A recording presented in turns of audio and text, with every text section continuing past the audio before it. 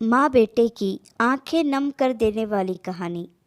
आधी रात में माँ की नींद खुल गई थी और बेटे को बहू के कमरे के बजाय अपने बिस्तर पर बच्चों की तरह आड़ा तिरछा लेटा हुआ पाकर आज फिर उसका दिल आशंकाओं से भर उठा था।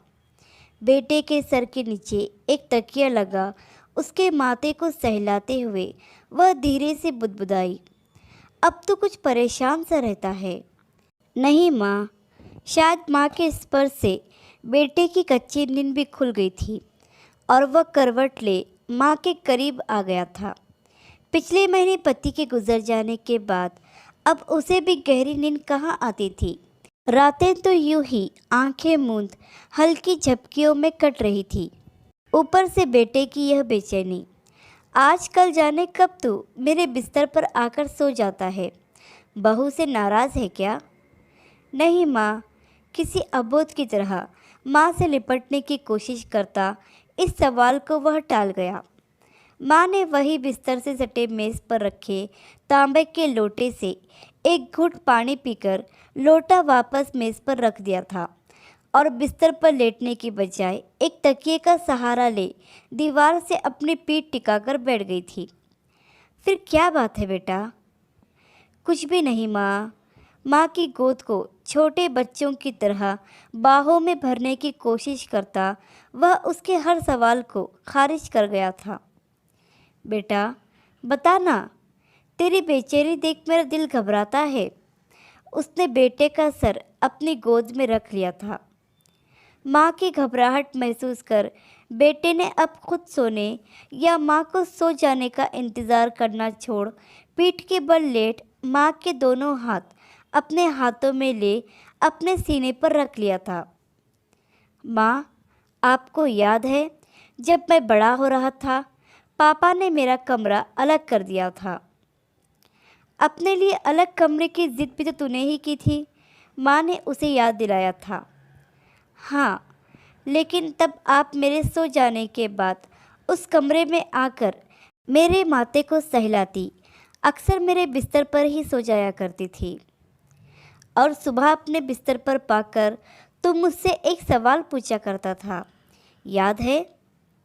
सोई गहरी रात में माँ बेटे भूली बिसरी बातें याद कर रहे थे।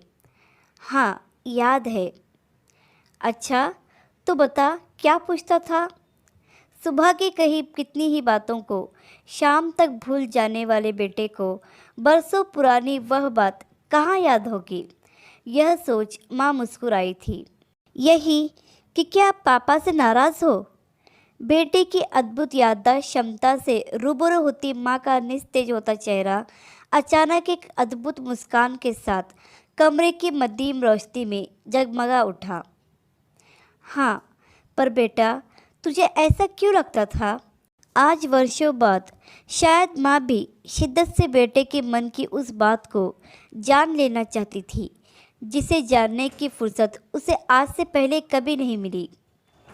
क्योंकि मैं आपको हमेशा पापा के साथ देखना चाहता था। पिता को याद करते हुए बेटे ने अपने सीने पर रखे माँ के दोनों हाथों पर अपनी पकड़ मजबूत की थी। बेटा, मैं भी तुम्हें हमेशा बहू के साथ देखना चाहती हूँ, माँ ने झुककर बेटे का माथा चूम कर कहा। माँ, तब आप पापा को कमरे में अकेला छोड़कर मेरे पास क्यों आ जाती थी? बरसों बाद बेटा भी अपने मन की जिज्ञासा माँ के सामने रख रहा था। बेटा, डर लगता था कि अकेले कमरे में कहीं तो डर न जाए। माँ, अब जब पापा नहीं रहे मुझे भी डर लगता है। क्यों बेटा? माँ अपने बेटे का डर जानने की अधीर हो उठी। कहीं आप अपने अकेलेपन से डर न जाओ, इसलिए मैं। इसके आगे वह कुछ कह ही नहीं पाया।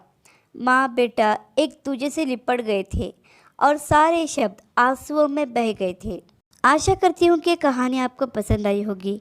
इस कहानी पर आपकी क्या राय है हमें कमेंट करके ज़रूर बताइए। कहानी पसंद आई हो तो लाइक और शेयर करना बिल्कुल भी ना भूलिए। चैनल पर नए हो तो चैनल को सब्सक्राइब ज़रूर कीजिए। कहानी सुनने के लिए आपका बहुत